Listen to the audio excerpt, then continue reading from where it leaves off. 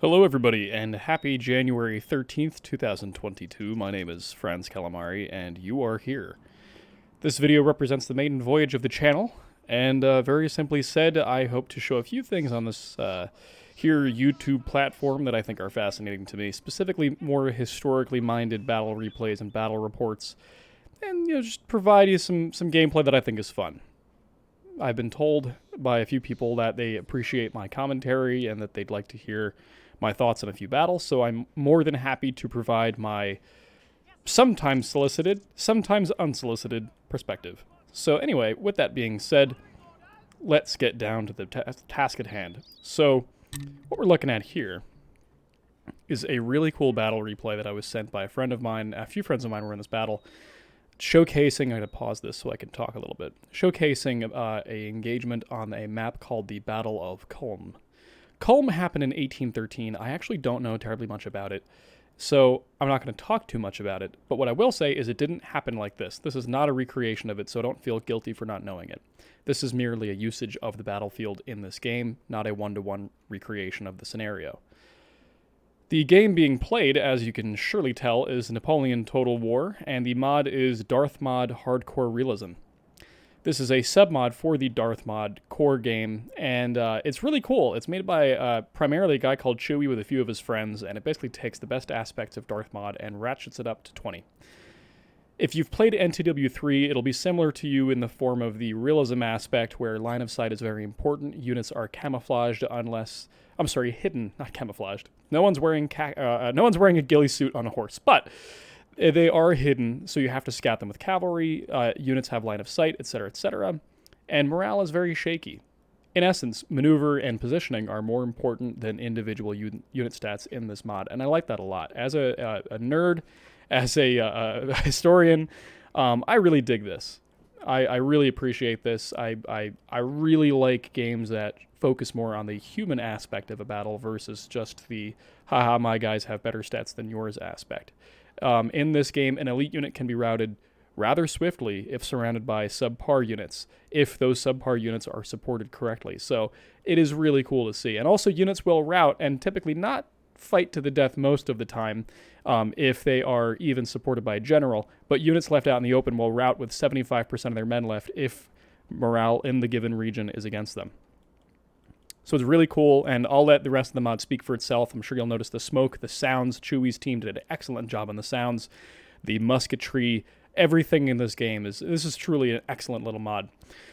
Credit must also be given to the NTW 3 modding team, as the maps are from NTW 3. So this mod is a bit of a conglomeration of all the best aspects of Napoleon Total War. The maps are from the wonderful NTW 3 modding team, the Lords. The game, the actual mod itself, is built upon the Darthmod platform, but heavily inspired by NTW 3, as well as the Darthmod mission in general. So this, to me, is a wonderful little mod, and this is my preferred way of playing NTW nowadays. Anyway, to get down to the actual battle itself, so we've got the Austrians formed up, essentially in echelon by division. You've got the 2nd Division and the 3rd Division in the back, as well as this front division, which is facing off against a immediate deployment of the British in this area and the Portuguese here. And there's a Russian division back here in this box. You can see the outline of it here. And they've got a long walk up this road. So the Russians have a long march ahead of them to come reinforce this front, but they will see battle. So, the games of NTW Darthmod Hardcore are played basically by points. So this battlefield, usually there are numbers on this map, and in future replays you'll see numbers on this map denoting how much an area is worth in terms of points. And I love this. I love this aspect because battles were not just fought to kill each other. Even today, battles are fought over territorial control, resources, so on and so forth. The battles in NTW Darthmod are fought over terrain. Specifically houses. Houses and other, sometimes hills, are denoted as being worth some points. Now, if there are no points on the map, which there aren't here, each house is worth 1. So there's this house here, that's worth 1. Specifically this garrisonable house. You see how this house you can go into, but these ones you can't? That means these individual houses don't matter. It's this house. This house commands control over this little hamlet. And then likewise, back here, this house and this house. So these 3 buildings, these 3 garrisonable buildings, are worth 3 points. So if we look at the map here, that's this area, top right in the mini-map, right in the center of the map where I'm looking. Then there are these other 3 points back here and these other 3 points back here. So really, obviously, the weight of the battle is on Kulm, but there's a lot of room to maneuver out here. There's this area out here where you can't really ignore because it's so good to maneuver. It's open, so you can move a whole army across swiftly. And over here, you can't really ignore this because this is the high ground. This makes an excellent position for placement of artillery. So if you yield this to the enemy, you're going to give them some really choice shots over the whole battlefield in terms of artillery support. So you really can't ignore most of this battlefield, which is what I love. It's very strategic, a lot of good ground. To quote General Buford, the best damn ground for miles. So anyway, that being said, let's get on with it. So you'll see really quickly on the British and the Portuguese engage pretty swiftly, and the Austrian front player will make a play for this house, and I will let the battle speak for itself, and I'll try to offer as little commentary as possible. So let's just watch their deployment. Take note of where they put their cavalry. You can tell by the icons here where the grenadiers are, where the line is. Yeah, take note of all this stuff.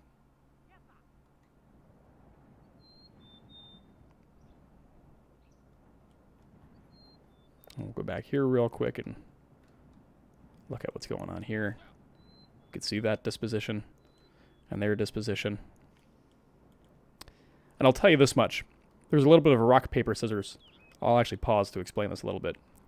For those of you who are new to the Darthmod game, I'll make this quick. I don't want to keep this video paused for too long. For those of you who are new to the Napoleon Darthmod hardcore game, there's a bit of a really cool rock, paper, scissors involved that at the skin level, at the surface level seems to be a little ridiculous, but I personally believe it actually does a really good job highlighting the real-world differences between units in a practical game way that isn't overbearing and really micro-intensive and is kind of like hidden. Basically, line regiments. So this is a Hungarian Fusilier regiment.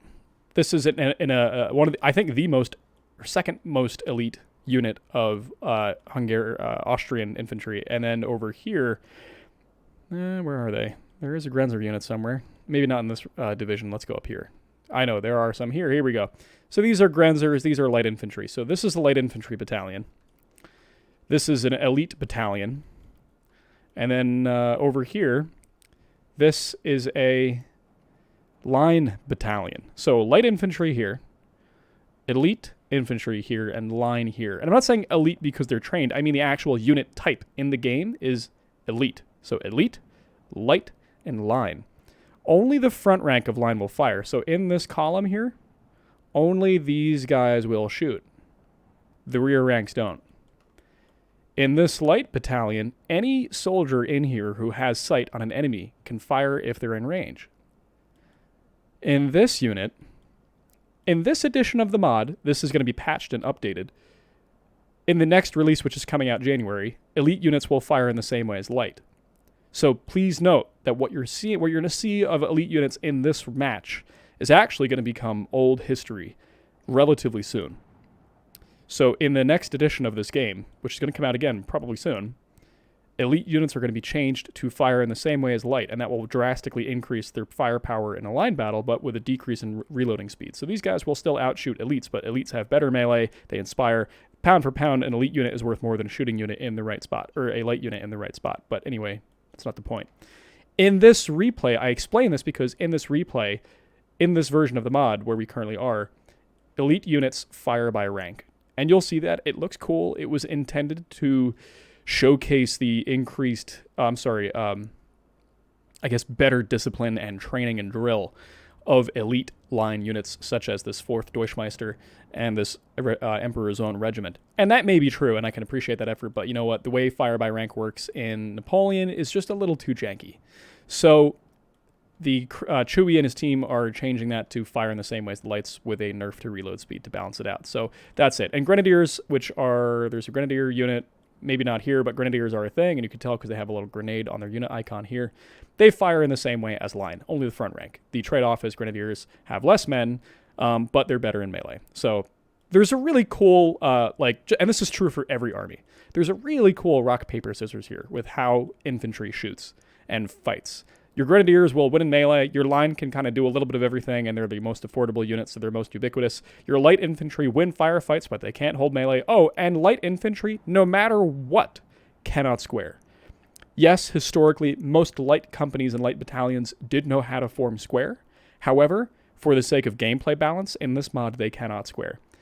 As a historian, I can appreciate the counter-argument that would say they should be able to square, but unfortunately, the way Napoleon Total War operates and at the scale at which everything works, it would hit cavalry a little too hard and it would make light infantry a little too unbalanced. So it's a question of gameplay versus realism, really. And again, like, I reenact, I love this stuff. I've got a library of history books just behind my shoulders here from where I'm recording this video. I appreciate the historical perspective and argument that says light companies, with the exception of Grenzers, maybe not Grenzers, but, you know, like British Light Company, French Light Company, maybe they should be able to form some sort of anti-cavalry formation. But you know what? It's a game. Let's just have a good time. So anyway, let's move on, shall we? So that's kind of how the game works. While these guys are deploying, we're going to see the battle open up really soon here. But I'll say this. There's a lot of experienced players and inexperienced players on both sides. So you get a really cool mixture of skills. And I think it becomes evident once the battle unfolds. And you guys, I'm sure you'll notice, you know, the difference in disposition and troop usage.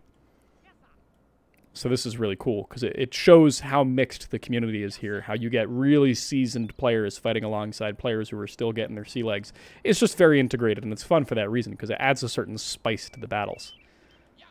I'm focusing on this area of the battle because obviously this is where the first shots are fired, but also the British player unlimbers his artillery right here. So we'll sit here and we'll wait it out, but we'll just sit here and you'll see the British player here. I'll get a good camera angle. He gets a really funny shot right in the opening part of the battle. So we'll just sit here and wait. There it is. Hello. Oh, man. Big old hole right in the center of the Emperor's own line. He moves these guys real quick. And so the battle begins. That was really good. These guys deployed really close. I don't think they were prepared for how close they were.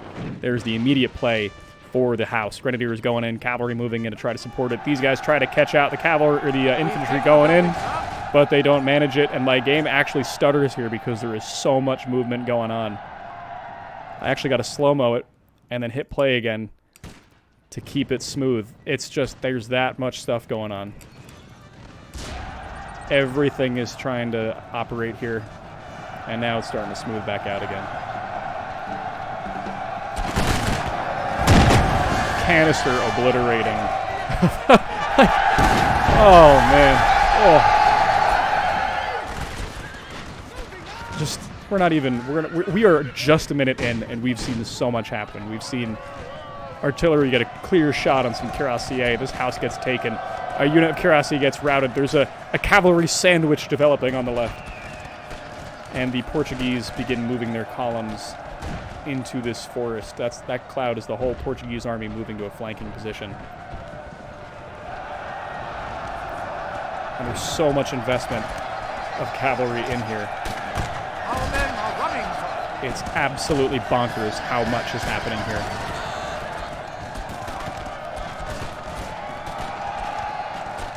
I don't know if investing this much cavalry into the fight was a worthy trade-off and the most efficient way of using cavalry. Part of me thinks that maybe both of these guys should have played a little more cautiously because this is a really expensive fight, especially for the Austrian player. He's got cuirassier in the middle of this. And he loses a battery here with a really cheeky micro-charge of the light dragoons. Hold on a second. It's just, again, there we go. Look at that.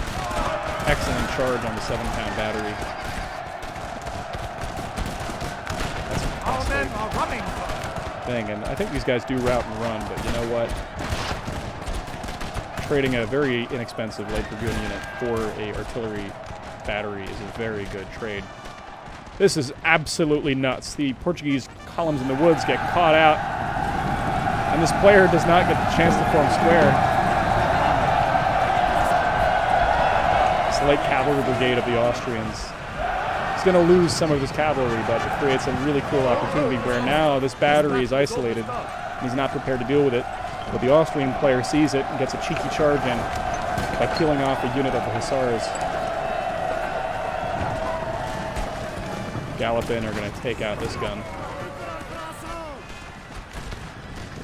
Good of him to unlimber. This was good micro of the battery. If you can't save the limbers, then save the actual guns.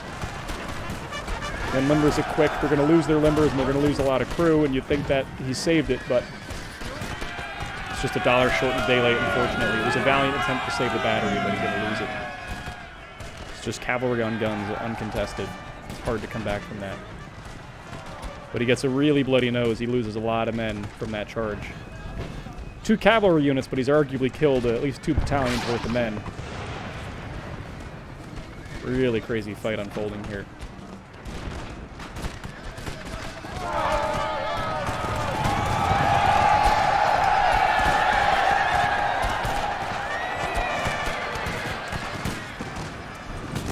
Walking these grenadiers into this melee to try to stabilize it. This is funny to watch. I've watched this replay a few times now just to kind of fully appreciate it. Because it happens so fast, it's hard to keep up with it all. And I'm just going to turn my sound down a little bit. I feel like I'm being drawn out a slight amount. It's funny to watch this battle replay happen. Forms a square just before the cavalry march forward.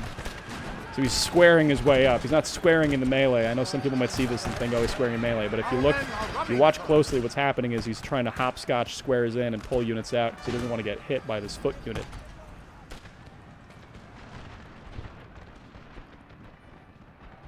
Very intense fight, whereas the rest of the battlefield looks relatively peaceful.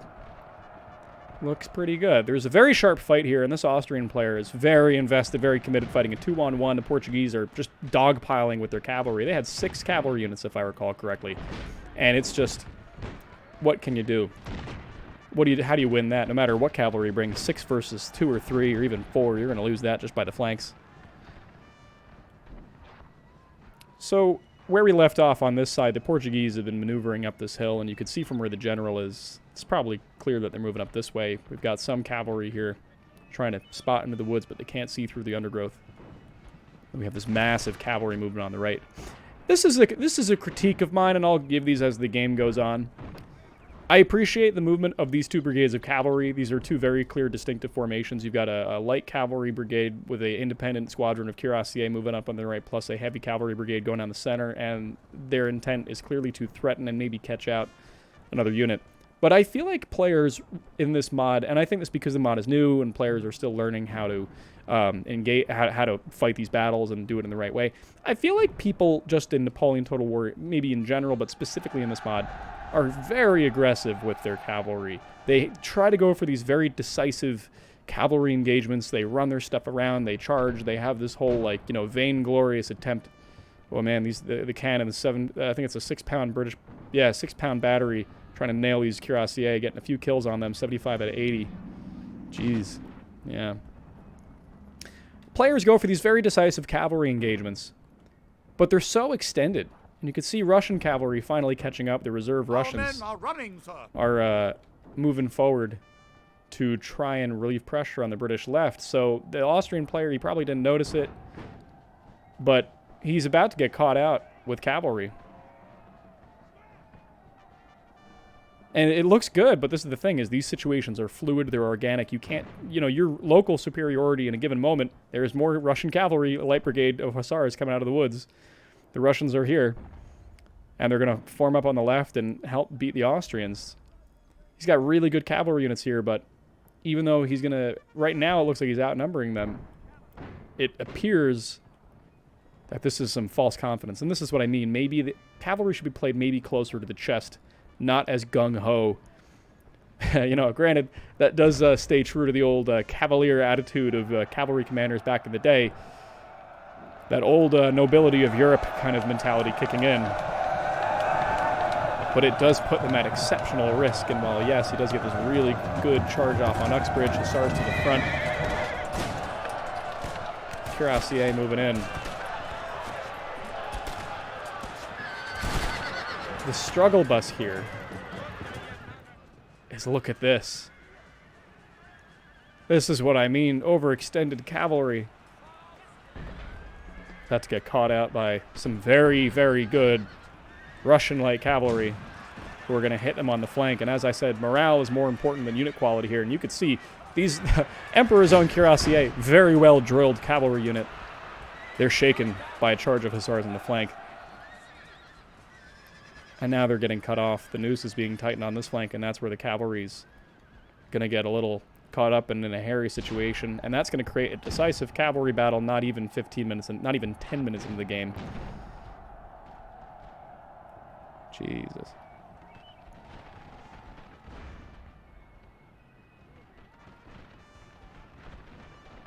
Cuirassier unit charging more hussars.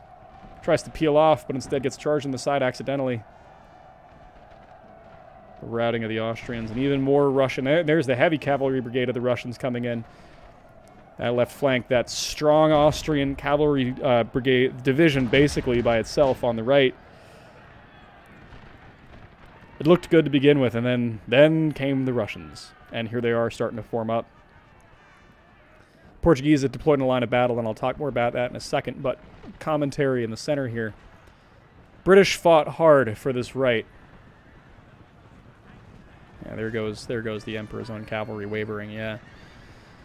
British fought hard for this house and do repulse the Austrians, who reconsolidate. They pull back, move forward to recommit. And there's a momentary adjustment as both armies figure out what they're going to do here. I wonder if it was worth the Austrians fighting so hard for that house, and if it was worth the British fighting so hard for that house, because that kills a lot on both sides. Everyone's cavalry is dead. Portuguese lost the battery there. Austrians lost the battery. The hussar unit that charged up this way. Part of me wonders if it was worth it. Very nice little micromanagement there. Austrian Reserve Division, the 3rd Division, falling into the line on the right, using this wide open field, as I said, to maneuver and extend the lines of the enemy, who now are forced, in a way, strategically, to create at least some resistance here to check the advance.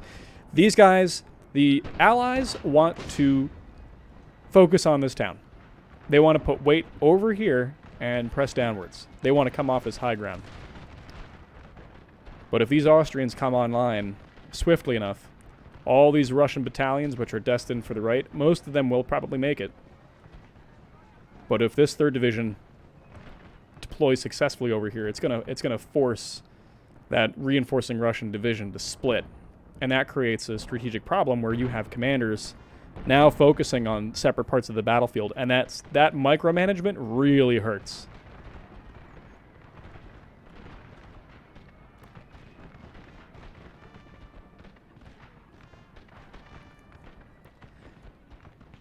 This part of the battle is a really good display of experience versus inexperience, and I'll tell you what the telltale signs are. First of all, my critique of all armies here, by the way, no one gets out of this for free.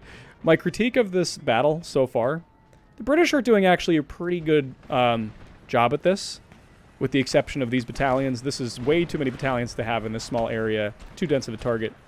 I would have the 2-foot units in front with the Coldstream Guard and Reserve behind this house. Even 1 battalion here in a thin line. Moved up aggressively to get advantage in shooting. But they're doing a reasonably good job, and that's because this player, I think his name is I actually don't know who plays this, but I feel like I don't actually know who the British player is, but so I'm not going to say what I was going to say. But that being said, they're doing a good job thinning their lines out. This gives maximum firepower. The old argument of thin-ranked battalions going for frontage to create maximum firepower. This 23rd Royal Welsh deployed optimally with a reserve 3rd rank and a thick front rank. That's really awesome.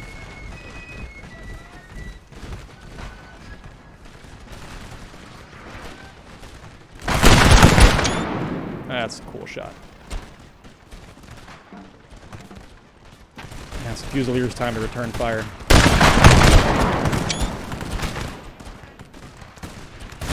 So this is the critique, right? Thin lines, with the exception of these light infantry, because again, see, they fire by line of sight. You see how the whole battalion is shooting, whereas over here, by the way, this was really, see, this is the difference. Ready, look at this. Experienced player cycling in a depleted, combat attrited unit for a fresher unit, nearly twice, actually more than twice the size, and he's going to run it into the line of battle.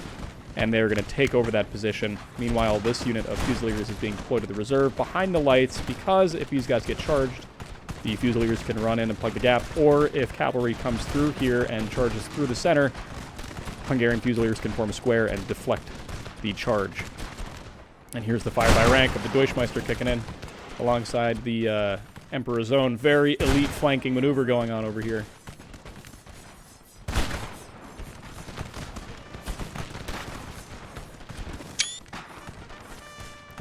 Try to get a nice volley off.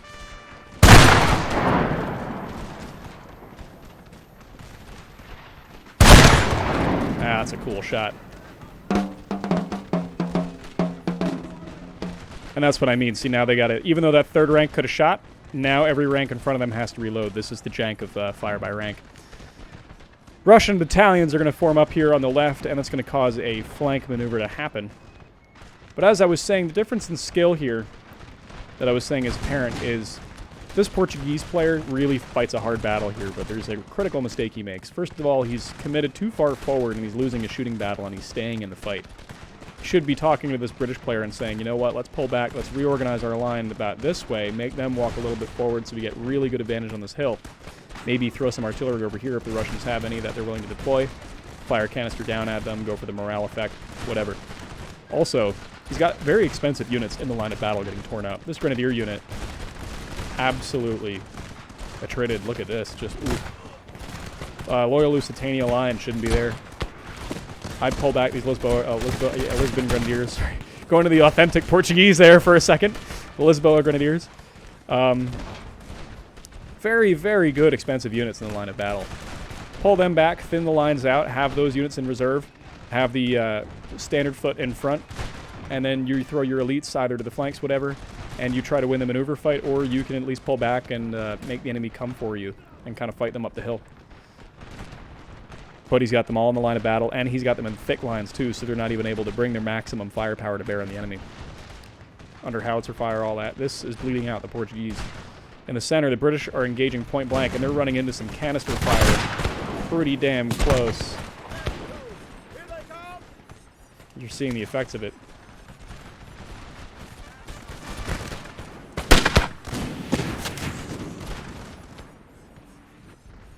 Let's have a look here. This 6-pound battery fires quick. It fires quick, and it fires hard when it does launch cannons from the air. Intercepts that charge with this unit of Fusiliers, and this foot is going to run. This is play for the 6-pound battery, but it runs out of steam. Karl Schwarzberg is here providing morale. General is here, but he's a little too far back, and you really honestly shouldn't even bring him up that far because now he's in line for the canister. I'm astonished he didn't take any casualties from the canister flying overhead. Valiant attempt to seize that battery in the center by this British player, but it just wasn't going to happen. Sends in the Coldstream because they were either going to die where they stood or go in, and I can't blame him for that, but it's just too little too late with this battery here, with this line here, with Karl Schwarzberg right there, with this reserve Deutschmeister Imperial Guard here. That center's not cracking. It's too strong. Russians falling into line to relieve the Austrian or the Portuguese. And this is the problem, as I was saying before. The micro of the Russian player is now split into 3 areas. He's got to be here, managing the right flank of the entire Allied army. He's got to be in the center, managing the center. And then he's on the left as the cavalry maneuver element on the left. He's got a lot of work to do. A lot of work to do, and I don't know if having one player manage all that is a good idea. And by comparison, let's look at what the Austrians are doing. The Austrians have one general here. This is one general. This is another general. And this is a whole other general. Each Austrian general is able to focus on their sector of the battle unimpeded, whereas the Allied generals have to split. There's some British over here. There's some British over here. There's some British over there.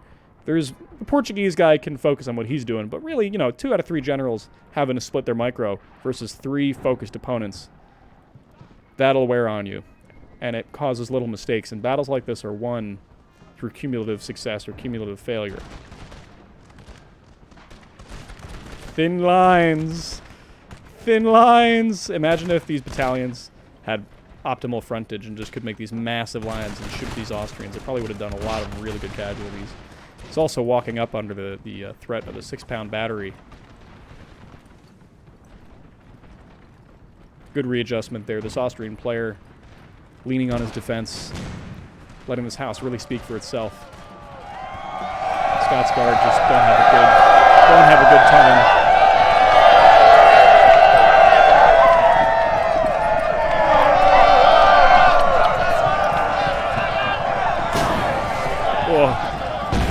Oh, no one wins. No one wins, arguably. Sometimes you got to do it. These gunners, it's actually interesting to see that happen because there are moments when this game reproduces real-life scenarios that you just, you couldn't script them, right? At least for the British Army, I don't know if this was the case with the Austrian Army or any other army, but with the British and American artillery manuals of the period, it was advised. You know what, I'll interrupt myself real quick because this is really cool. Basically what happens is, we missed it because we were looking at that charge, but the Russian player, because his micro was split, didn't notice his Hussar unit here being charged by these 3 enemy units of this whole brigade of cavalry from the Austrians, and he's going to lose these 2 units as a result of it. And this whole hill, despite the Portuguese really trying to get over here and trying to turn the Austrian left flank, it's too little too late. The units chosen were not that bad. 8th Line Infantry, Ordnanza Brigade, as well as the Russian, cavalry, they weren't a bad idea. And I think if they had done it maybe a little later and after these Russian battalions had gotten online and were able to shoot, and again the lines were thinner and extended the front, it's very plausible that maybe this flank would have been turned. But you know what? It's just, again, it comes down to how much you can focus on your sector of the fight and how much you got left in you in the given area. And it's hard to come back from this sort of a situation. They really, the Allies nailed themselves to this hill, and I think this was probably a poison pill that they swallowed. Austrian position just stays strong. They're in a good spot. They don't have to move back. They got the town. They have artillery support. They got local numbers. They've got the manpower. All they got to do is stand and shoot, and they will. As long as the general's there, these units won't run. Anyway, this is a wild moment in the game. I've never seen this, ever, in my life, ever, playing NTW. I have hundreds of hours in this game, and I have never seen artillery engage in a canister duel.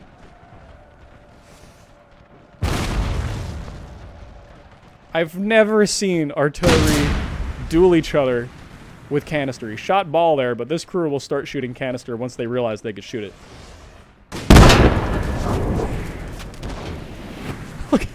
Like, if this was real life and there were, if you were watching what's happening, these bodies between these two would just become mulched with the canister hitting this. This would be one of the most morbid parts of the battlefield. It would be bloody swaths across this as the canister mulches the field in front of it. It would just it'd be disgusting to have to clean this up after the battle.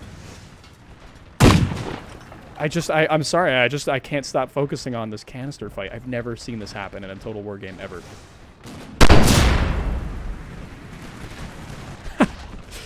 He does a good number to this crew. 6-pound battery, they started at like 30-something, now they're down to 11. 9-pound battery's got 18. They're winning the fight, but you know what? The Austrians are going to decide they've had enough of it. They're going to move some units online to try to relieve pressure, and they are going to pull their Hussar reserve forward to deal with this battery, which will happen relatively soon. Look at that. You can see it. If I zoom in, you can see the shells, or the ball flying through the air. There comes the cavalry to relieve the pressure and decide, nope, we've had enough.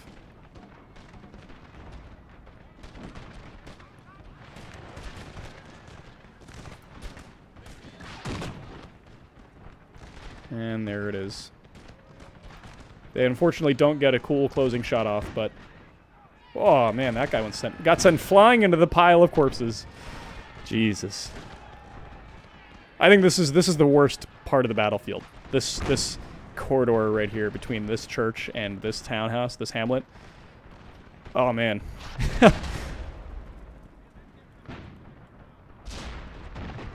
Anyway, what I was trying to say before with artillery doctrine is, you know, I'm specifically referencing this one battery over here, this British battery. You know, you look at the pile of horse corpses. This canister, this was due to canister, close-range canister. This was all canister almost. They got charged on 3 separate occasions by cavalry.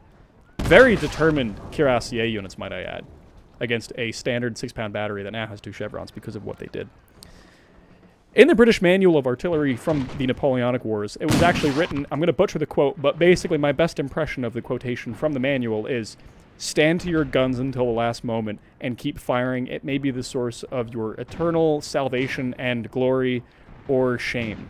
Which is basically a fancy 18th century way of saying, keep shooting your guns until it looks like you're about to be overrun because the weight of the fire coming out of your barrels might be enough to save your lives.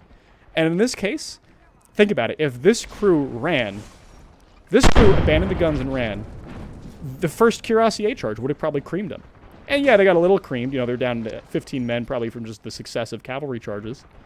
And the initial charge that did connect actually killed half of them on shock. But these last surviving 15 men might not be standing if they did not stay to their guns and fire. And this is just one of those funny little moments of Napoleon Total War where you get just, you know, art imitating life in a way. You know, they stood to their guns, they fired to the last, and it truly was their moment of salvation and eternal glory. So that 6-pound battery, whoever lives at the end of the battle from that definitely is going to get a combination of some variety and at least an extra tot of rum or grog, whatever have you, of the army. I think the army gets rum. But anyway, or maybe whiskey, I suppose. Well, anyway, it's neither here nor there. Frisky charge by the surviving Russian light brigade into the back of the 6-pound battery, who will try to run to the square, but unnecessary because the hussars decide to run. And the surviving Austrian cavalry from this engagement on Hamburger Hill over here moves to the right to chase down and rout the rest of that cavalry. So this battle is pretty much won here. Portuguese are just too bled. The Russian reserves here, it's just too little to try to stem what's happening. The British basically don't exist anywhere except over here. The Russians are really the last coherent force of the army. And even, they just don't have the numbers or the position to do what they need to. And not only that, the Allies don't even need to, or the coalition, I'm sorry, the Austrian command doesn't even need to rout this Russian force. You know why? Because if you look at the map, the red units on the field are the Allies, the blue are the Austrians. Look at where the Austrians are. They've got this house, this house is behind their line, this house is behind their line, as is this one. They've got 1, 2, 3, 4, 5. The Allies have 1, 2, 3, 4.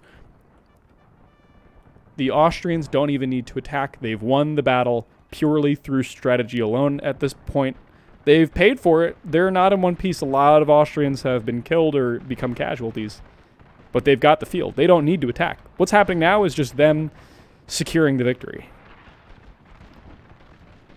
Over here, this is really... It's possible this could turn the battle if the British and Russian force here pulls a massive upset. Pulls an absolutely massive upset, which they could. They seem to have numbers. They've got the quality of troops. If they fold this flank in and they catch enough of this army out to rout it, that would even things pretty significantly and introduce a second chapter to this battle. But it doesn't look like it.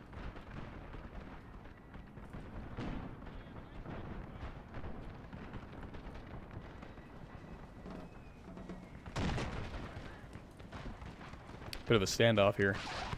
No one wants to engage. Thin British line. Trying to maximize that firepower, but you know, how much can you do? Really tearing apart this grenadier unit. Now this is the thing, is here's a great example. I'll slow-mo this while I explain this. Yes, this allied faction or force is losing. And yes, the Austrians are ascendant in this battle, but this is what I love about this mod is it doesn't matter who's winning, who's losing. If you make cumulative mistakes, that could tip the scales, and this is a mistake. This grenadier, what he's trying to do is he sees how thin this line is, 150 versus 180 line infantry. They're taking casualties on the approach, sure, but he's thinking, maybe I can run in there and I can break this unit and punch a hole in the British and end this battle. But this grenadier unit is going to rout because they are being shot on the approach. They're half dead, and they're locally outnumbered, and there is no general here to support the morale of this unit. The line didn't move up, so the grenadiers are going to lose a third of their number on the approach, and they're going to break and eventually shatter. That's what I love about this mod, is that you can't just win by cheesing units. You got to think about what you're doing, and it is really cool to see a mod that, you know, still preserves the aspects of a game and isn't too crazy, but it has enough historical basis and enough basis in historical reality to where, you know, you feel like you're ordering men on a battlefield. That's awesome. You know, these aren't just invincible automatons, and you get some moments where, you know, yeah, okay, it is obvious you're playing a game, but, like, you're still ordering men to undertake very stressful battlefield motions. It's kind of cool.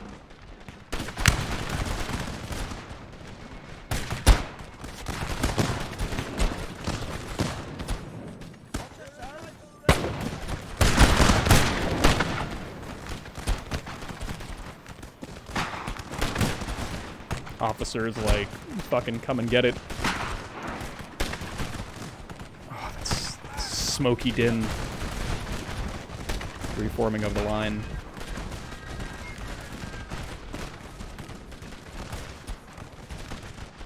Over here, battle is effectively over.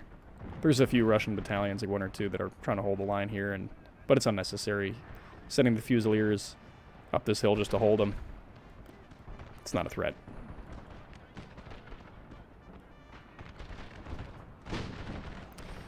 Russians charge in, as the Russians do. This was a good charge, charging a depleted Charles Legion. Russians are very good on the attack. And they actually almost managed to punch a hole, a big old hole. They almost managed to pull off that upset they need to, but this is where it does come down to, do you have enough gas left in your tank to get where you're trying to go? And unfortunately, the Russians don't. They're going to start breaking on the left, and that's going to cause a rout down the line. Prince Tatali is a very good Russian commander, but they just don't have enough. Maybe if they had a grenadier unit, Pavlovsky grenadier unit or something.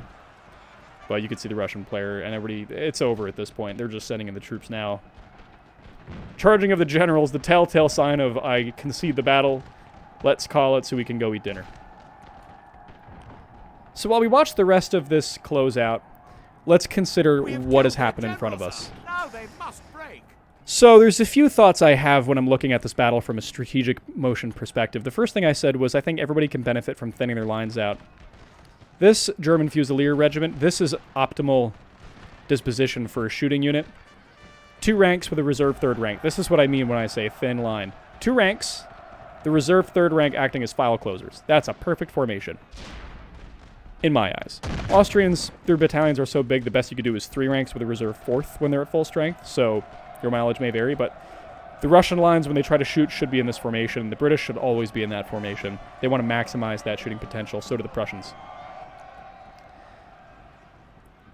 As I mentioned earlier, I think cavalry usage, dramatically effective.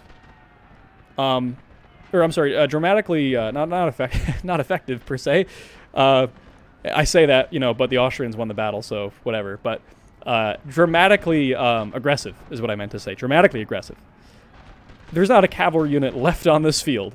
Maybe one, but is it really a cavalry unit anymore, or just dudes on horses that are too tired and bleeding to be effective? The generals are the cavalry units now. You know, that's the thing, is cavalry gets demolished in this game so easily, and people throw it into the fight. And it kind of stops mattering by the end of the battle because there's none left. So what's the point of having cavalry almost, in a way, you know? And I think people should really be more conservative with their cavalry. The other thing I'll say is I don't understand why players get blinders on and say, oh, I got to go for this, I got to go for this. I got to stay in my area, I got to keep fighting in here and whatever. This game is a game of maneuver and of terrain. If you are not positioned well, you're going to lose. It doesn't matter what units you got there. Bad positioning will kill you. That happened in 2 places. The Austrians were out of position at the very start of the game. They were fighting a 2-on-1, Portuguese here, British deployed here, guns pointing straight down this road.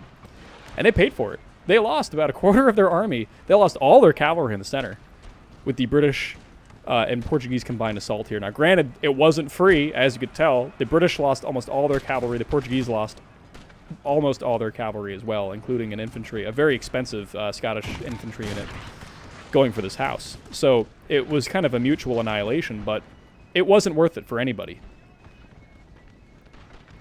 If I were the Austrian player, what I would have done is I would have deployed further back, and I would have used this church to break up the Allied attack. That's kind of a wave breaker, because then they got to go around it.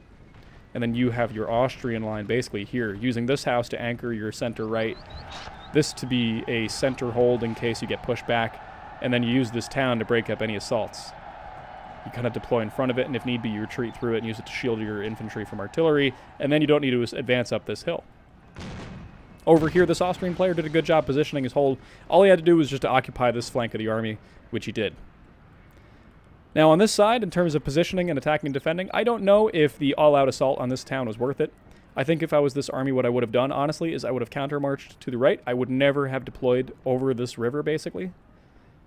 And I would have just deployed everything over here. And I would have put all of my artillery on this hill. I would have used the hill to conceal the forest on the hill, to conceal my artillery movement, deploying them in the most optimal positions. The first strategic objective would be secure this hill. That'd be the first thing I would go for. I'd say, guys, we got to get this hill because this is the hill that dominates this landscape. These guys are thinking what you're going to do is you're going to go up this way. And that's what happened. This Austrian player, this 3rd Division reinforcing, just went a straight line this way. And you know what? Fine, let them have all this open ground because the strength is this hill. You create a hill where they got to come and get you. You can bleed the Austrians as you fire canister straight downhill. So I think the attack was in the wrong area, and I think it was way too invested in specific spots.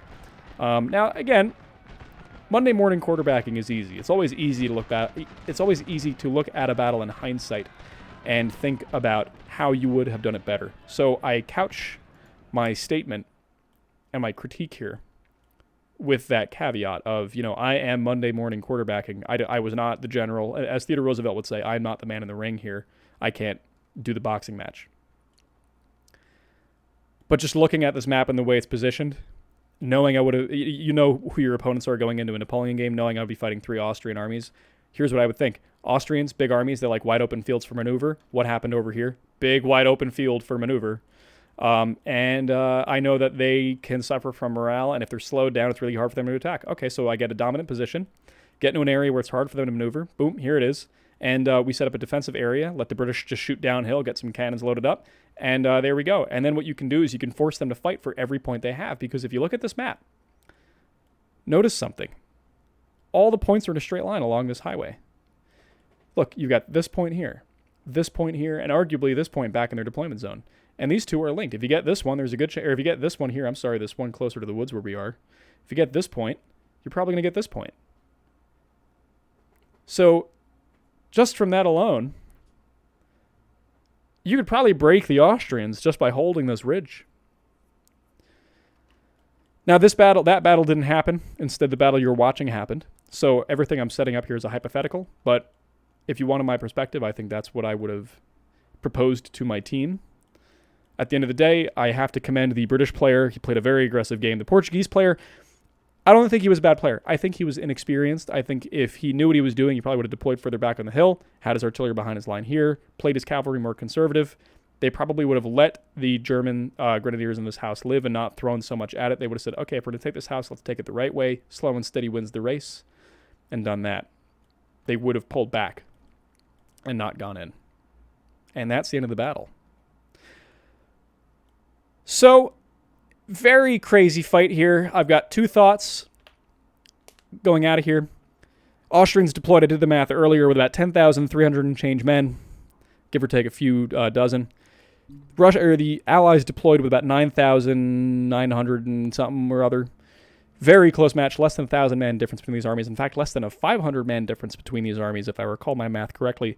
So really, there wasn't a massive numerical advantage to the Austrians. It was just the beefiness of their battalions which really held the field. Otherwise, man for man, it was a very close game. Very, very close game. And this goes to show you that this game is a lot more about maneuver and generalship than it is about overwhelming your enemy with just these massive flooding armies, whatever. Yeah, the British look pretty small, but again, it's about the cumulative size of the forces involved. Less than 1,000-man difference between these 3 allies and these 3 allies combined. That's a very, very pitched battle. That's a very even pitched battle. Nothing remarkable in kill statistics. This unit of Fusiliers, they traded 1 for 1. They deployed as 300 and they killed 304. God bless. But otherwise, a very bloody fight for them. This was probably the front division of the Austrians. Or it could have been the left division, actually, now that I say that. Could have been the left division. I only say a howitzer. I don't think the left division of the Austrians had anything other than a howitzer. I will close out with this. This was an excellent fight. I appreciate being sent this. It was really cool to watch. I saw something in Total War I've never seen before. Very cinematic motions. Moments where, again, art imitated life. And it was just a great battle overall. And to give you a teaser of the next replay I'll be putting up, I will show you how to properly retreat and counterattack from a losing situation. I'm going to practice what I preached. I talked about the Austrians maybe pulling back from this forward town here, if you could see under the scoreboard. I talked about the Austrians pulling back here and reforming and going again, and maybe we could say these Portuguese should have pulled back and reformed. I'm throwing critiques at these guys left and right. Well, in the next replay, I'm going to put my money where my mouth is, and you will see what happens when me and my buddy Lemon get overwhelmed, effectively fighting a 3 versus 2 game where our ally went on a wide flank that we thought was a good idea when the battle opened. Turns out, surprise, surprise, it wasn't, and it created about a 15-minute scenario, maybe 25-minute scenario where we were fighting 3 opponents as just 2 armies and getting overwhelmed left and right and had to withdraw in good order to a better position and try to turn the fight around. So I will show you what I mean through all of my critiques in the next battle replay. Anyway, this is Franz Calamari, and if you are here, congratulations, you've seen the first video that I've made. I hope to see you again. Hit the subscribe button for more notifications on when other videos are out. And otherwise, get Napoleon Darthmod Hardcore. It's a great mod. The community is really cool. They're going to be putting out updates. It's a lot of fun. Highly recommend it. And I'm looking forward to seeing more of you guys around the battlefield. Have a great night.